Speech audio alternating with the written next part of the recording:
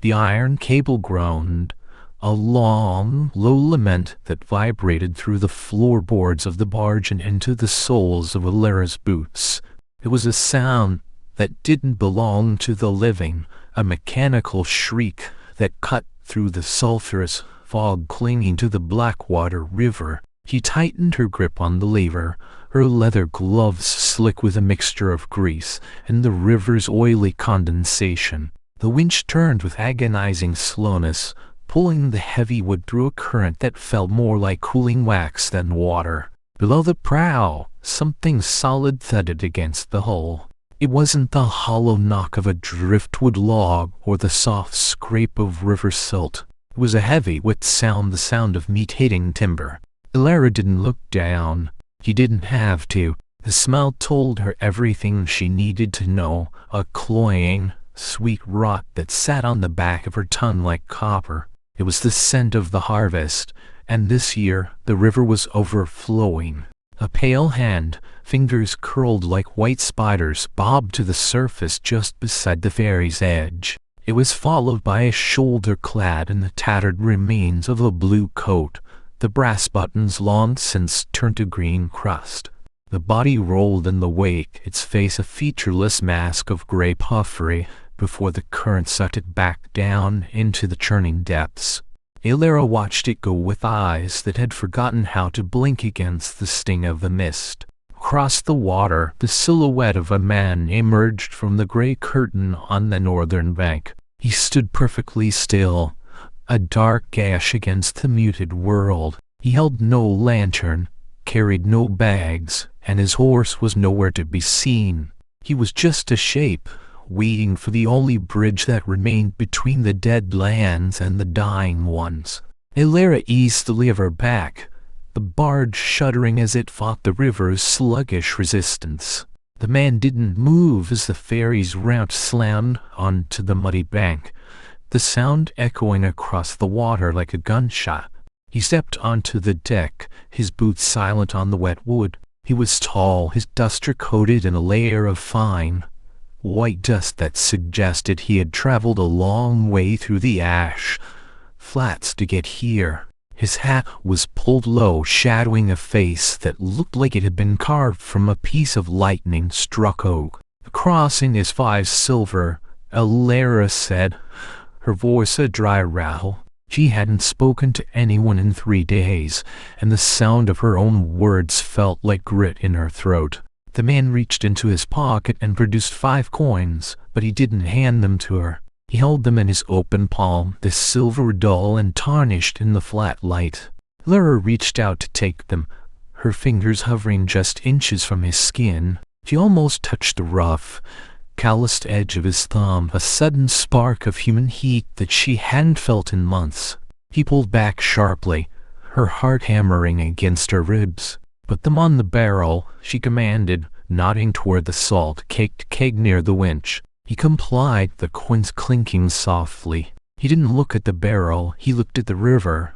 A cluster of 3 bodies, tangled together by their clothes like a macabre raft, drifted past the side of the barge. One of them, a woman in a floral dress that had turned a sickly brown, stared up at the sky with empty sockets. The man's jaw tightened, a muscle jumping in the hollow of his cheek. "How many today?" he asked, his voice a deep, resonant hum that seemed to vibrate in the deck beneath her. "I stopped counting at 40, Elara replied, moving back to the lever. "The river doesn't care about numbers. It just cares about the weight." He threw the winch into gear, and the barge began its slow, grueling journey back toward the southern bank.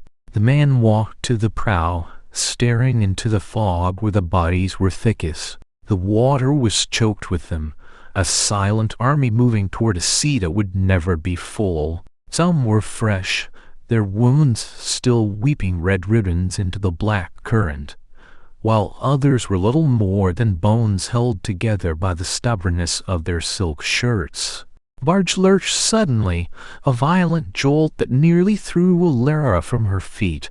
The iron cable screamed, the tension rising until it hummed a high, lethal note. Somewhere beneath them, a massive obstruction had wedged itself between the hull and the riverbed. The winch groaned, the gears grinding with a sound of shattering teeth.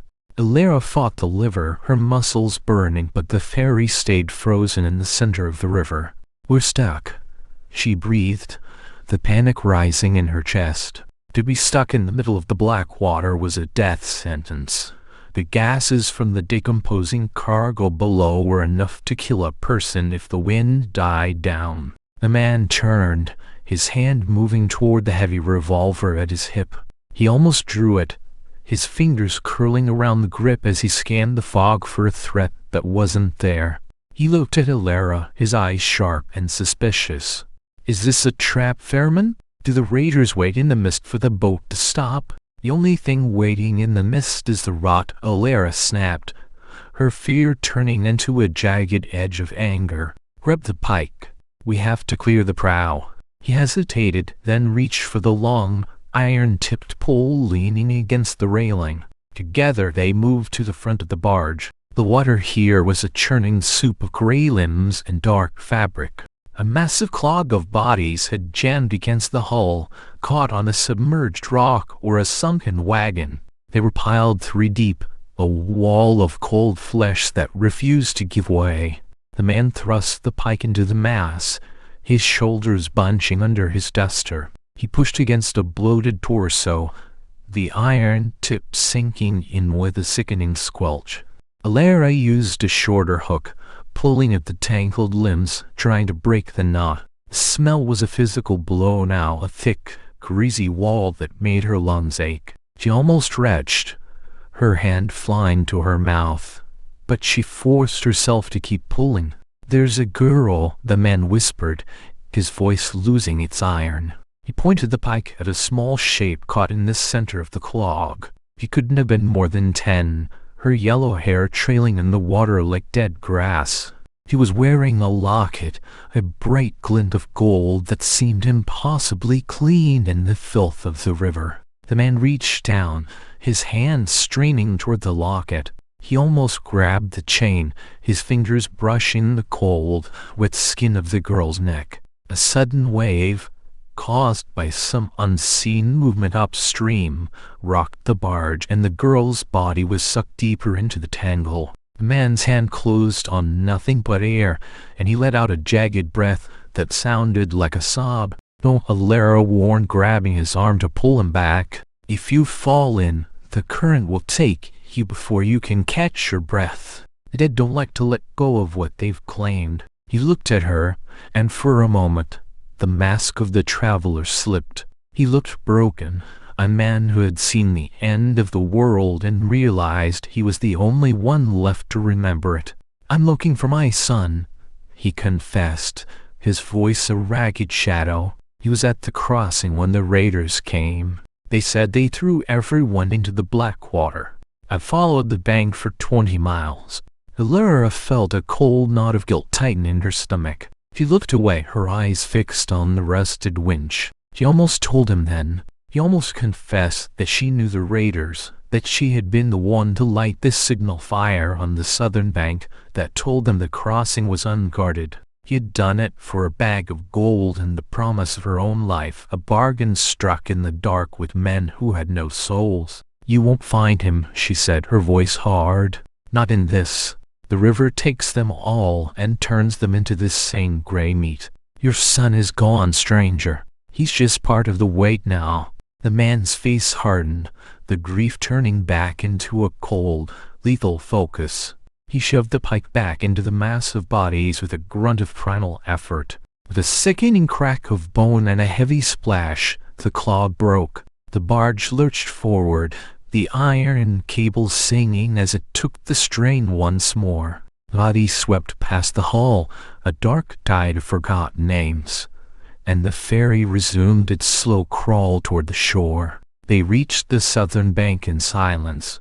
The ramp lowered into the mud, and the man stepped off without a word. He walked 10 paces, then stopped, looking back at the barge. The fog was thinning slightly, revealing the skeletal trees that lined the river bank like crooked fingers. Elara stood by the winch, her hands still trembling from the effort of the crossing. "My name is Silas," he called out, his voice carried across the distance, "and I know who lit the fire." The world went still. The sound of the water, the creak of the wood, the cry of a distant scavenger, it all vanished, leaving only the thunderous beat of Elara's heart. He reached for the small, sharp knife she kept hidden in the folds of her skirt. She almost drew it, her knuckles white as she gripped the hilt. She almost ran into the woods, leaving the barge and the river behind. "The raiders are dead," Silas continued, his hand resting on the hilt of his revolver. "I spent 3 nights in their camp. I didn't use bullets. I used a knife, so they would have time to talk. They told me about the woman on the ferry. They told me about the bargain." He began to walk back toward the barge, his boots sucking in the thick mud. Elara backed away, her heels hitting the railing. She looked at the river, the black water churning with the dead. There was nowhere to go. The northern bank was a graveyard, and the southern bank was a trap. He was caught in the middle, a ferryman with no more passengers to carry. "I did what I had to," she screamed, the words staring out of her. "They would have killed me too. I was just one woman against 30 men. What would you have done, Silas? Would you have died for a town that never gave you a second look?" Silas stopped at the edge of the ramp, the light from his eyes hooded and dark. "I would have died with my son," he said simply. He drew the revolver, the heavy iron barrel glinting in the pale light. He didn't point it at her chest. He pointed it at her head. He almost pulled the trigger. The hammer was back, the tension in the air so thick it felt like it might ignite. Elara closed her eyes, waiting for the flash, for the heat, for the end of the long, rotting nightmare. She imagined herself falling into the Blackwater, joining the silent army in their journey to the sea. She wondered if she would be heavy, or if she would float like the girl with the yellow hair. A sudden wet sound erupted from the river behind them. It wasn't the thud of a body hitting the hull. It was the sound of a gasp, ragged with inhalation of air. Both Silas and Elara turned. There, clinging to the edge of the barge, was a boy. He couldn't have been older than 12. His skin was the color of a wet stone, and his clothes were shredded, but his eyes were bright with a terrifying, feverish life. He pulled himself up, his small hands scratching at the wood, his breath coming in whistling gulps. "Father," the boy wheezed, his voice a haunting echo of Silas's own. Silas dropped the revolver, the heavy iron thudding into the mud. He ran toward the barge, his boots splashing through the shallows. He reached out to the boy, his arms open, his face transformed by a joy so intense it looked like agony. He almost caught him. He almost pulled his son from the edge of the abyss and back into the world of the living. But as his fingers brushed the boy's sleeve, the water beneath the barge erupted. A massive, bloated shape, a man in a shredded uniform, surged from the depths. It wasn't alive, but it was moving, driven by the violent eddies of the current or some final, residual spasm of the nerves. The dead man's arm, stiff with rigor, hooked around the boy's waist. With the sound of rushing water and a single, strangled cry, both the boy and the dead man were dragged back into the black heart of the river. "No!" Silas screamed, diving into the water. He vanished beneath the surface, the black current swallowing him whole. Elara ran to the railing, her hands clutching the cold iron. She watched the spot where they had gone down, her eyes searching the churning water for a hat, a hand, a sign of life. The river boiled with movement, the bodies upstream continuing their slow, indifferent march.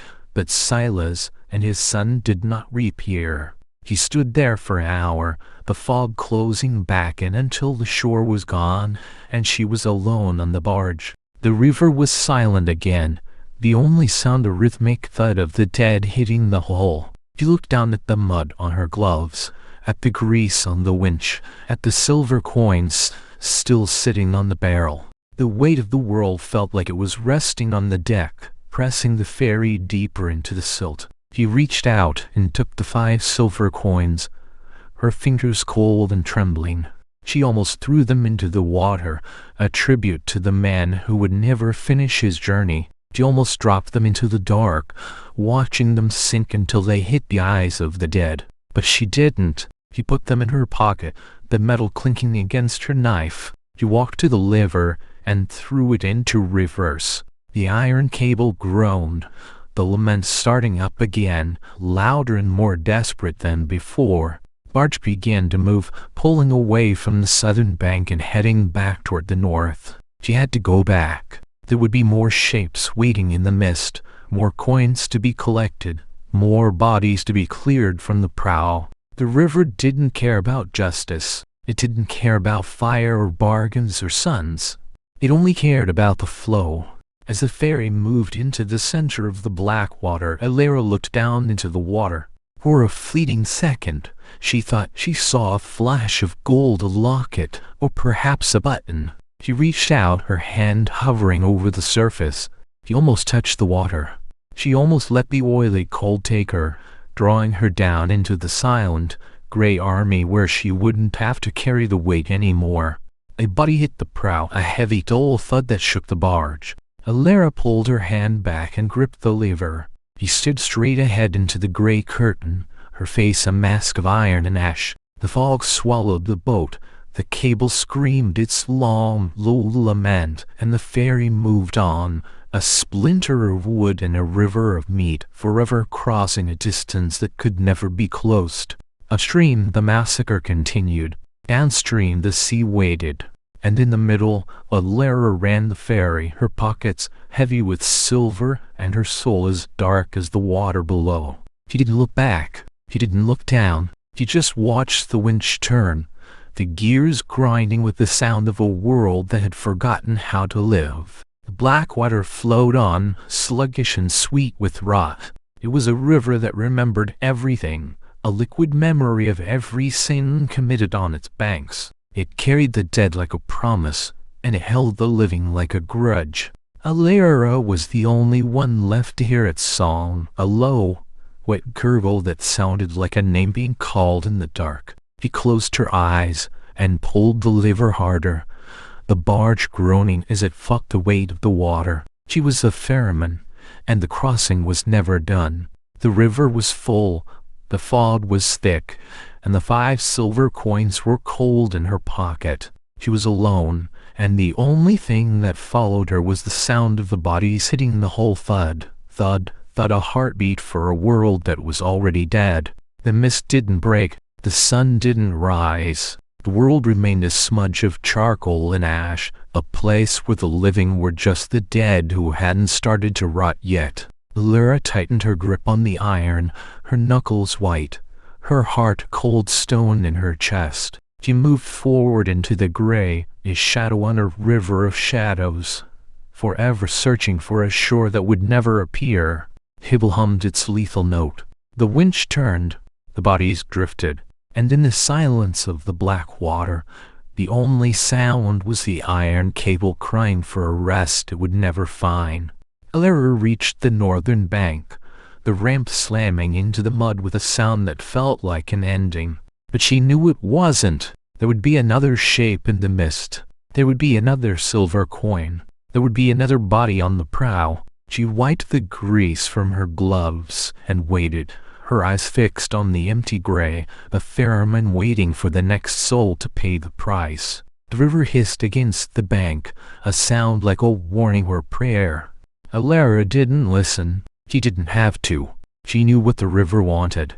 It wanted everything. It was getting it, one crossing at a time. She stood on the deck, a gash of black against the gray, and watched the fog roll in, thick enough to swallow the moon. Silence settled over the Blackwater, a heavy, cloying weight that suppressed the sound of the water. Elara stood motionless, a statue of grief and endurance. She almost called out into the dark. She almost shouted a name, a plea, a curse. But she knew the river wouldn't answer. It only took. She waited. Cable hummed. The bodies moved. Harry groaned. And in the heart of the mist, Elara was the only thing that remained, a ghost on a river of ghosts, forever bound to the weight of the dead. Coins in her pocket felt heavier now, as if they were pulling her down toward the mud. She reached in and touched them, the cold metal biting into her skin. They were the price of a soul, and she had spent her life collecting them. She wondered how many more she would need before the river was satisfied, before the ferry finally sank and she could rest in the silt